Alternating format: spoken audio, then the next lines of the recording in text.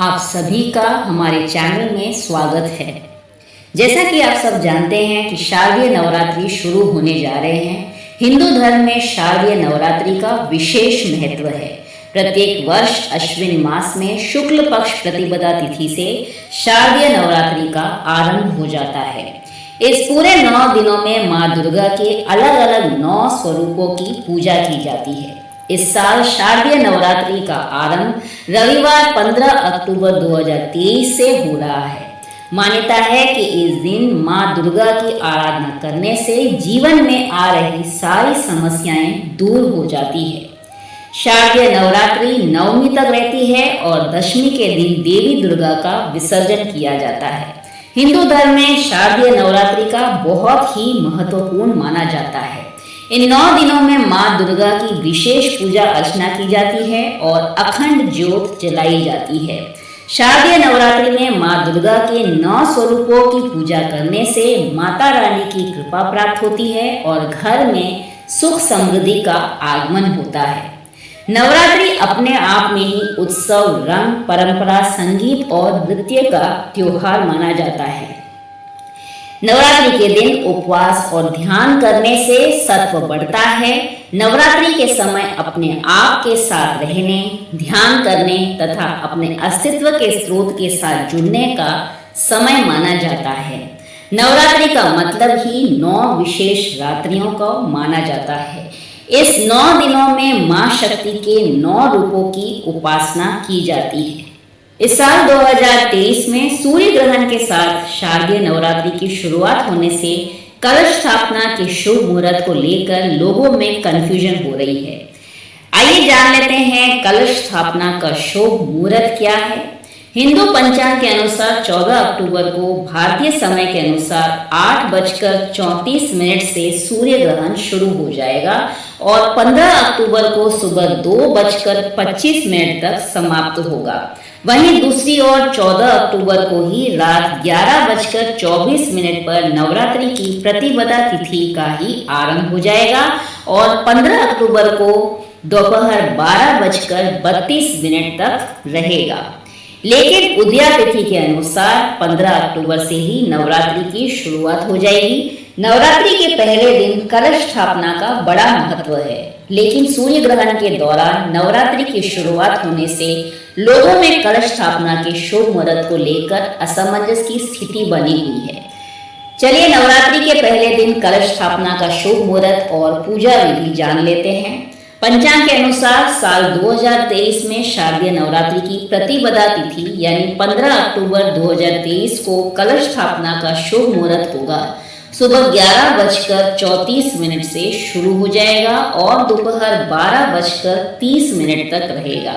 इसी शुभ मुहूर्त में कलश स्थापना करने से बेहद ही शुभ फल प्राप्त होता है। कलश स्थापना की पूजा सामग्री क्या है, आइए वह भी जान लेते हैं। कलश स्थापना के लिए मौली, आम का पत्ता, रोली, सिक्का, गेहूं या अक्षत चाहिए। इसके अलावा ज्वार बोने के लिए एक मिट्टी का बर्तन, जौ या गेहूं, जल, कलावा और साफ कपड़ा चाहिए। साथ ही अखंड ज्योत प्रज्वलित करने के लिए दीपक, घी, रोली, चंदन, रुई बत्ती समेत सभी पूजन सामग्री को एकत्रित कर लेना है। कलश स्थापना की पूजा विधि क्या है, आइए वह भी जान लेते हैं।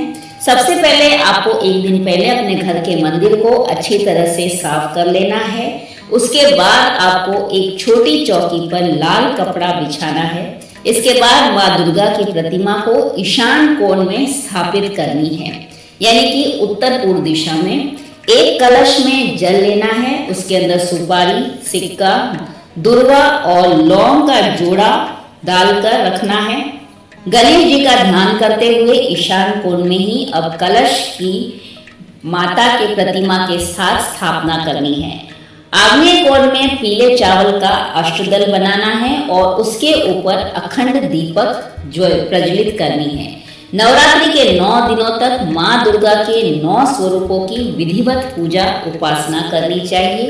नवरात्रि के 9 दिन उपवास और ध्यान करने से सत्व बढ़ता है। नवरात्रि का समय अपने आप के साथ रहने, ध्यान करने तथा अपने अस्तित्व के स्रोत के साथ जुड़ने का समय होता है।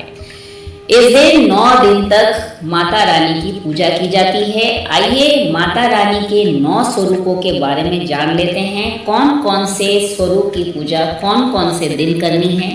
15 अक्टूबर 2023 पहले दिन माँ शैलपुत्री की पूजा की जाती है। 16 अक्टूबर दूसरे दिन माँ ब्रह्मचारिणी की पूजा की जाती है। 17 अक्टूबर तीसरे दिन माँ चंद्रघंटा की पूजा की जाएगी। 18 अक्टूबर को चौथे दिन माँ कुष्मांडा की पूजा की जाएगी। 19 अक्टूबर पांचवें दिन माँ स्कंद माता की पूजा की जाएगी। 20 अक्टूबर को छठे दिन माँ कात्यायनी की पूजा की जाएगी। 21 अक्टूबर सातवें दिन माँ कालरात्रि की पूजा की जाएगी। 22 अक्टूबर आठवें दिन माँ सिद्धिदात्री की पूजा की जाएगी। 23 अक्टूबर नौवें दिन माँ महागौरी की पूजा की जाएगी और 24 अक्टूबर को विजयदशमी का पर्व मनाया जाएगा। 23 अक्टूबर को नवरात्रि का समापन होगा। 9 स्वरूपों की पूजा इन 9 दिनों में की जाएगी। नवरात्रि के 9 दिन आपको इन बातों का भी विशेष ध्यान रखना चाहिए। नवरात्रि के दौरान सात्विक भोजन करना चाहिए। इस दौरान लहसुन, प्याज, मांस, मदिरा का सेवन नहीं करना चाहिए। अगर आपके घर में कलश स्थापना अखंड ज्योति जला रखी है तो घर को खाली नहीं छोड़ना चाहिए। जिन लोगों ने नवरात्रि के दौरान व्रत रखे हुए हैं उन्हें इन 9 दिनों तक दाढ़ी, मूछ, बाल और नाखून भी नहीं काटने चाहिए। धार्मिक मान्यताओं के अनुसार नवरात्रि के दौरान माँ दुर्गा धरती में आ जाती है। इन 9 दिनों में माँ को प्रसन्न करने के लिए रोजाना दुर्गा चालीसा या दुर्गा सप्तशती का पाठ अवश्य करना चाहिए। माँ दुर्गा की पूजा काले रंग के वस्त्र पहनकर नहीं करनी चाहिए। लाल या पीले रंग के वस्त्र पहन सकते हैं।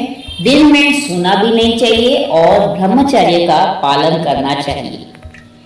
इन लोगों को व्रत नहीं करना चाहिए। गर्भवती महिलाओं को नवरात्रि के 9 दिनों का व्रत नहीं करना चाहिए। गर्भावस्था में व्रत रखने से आपकी सेहत को नुकसान हो सकता है।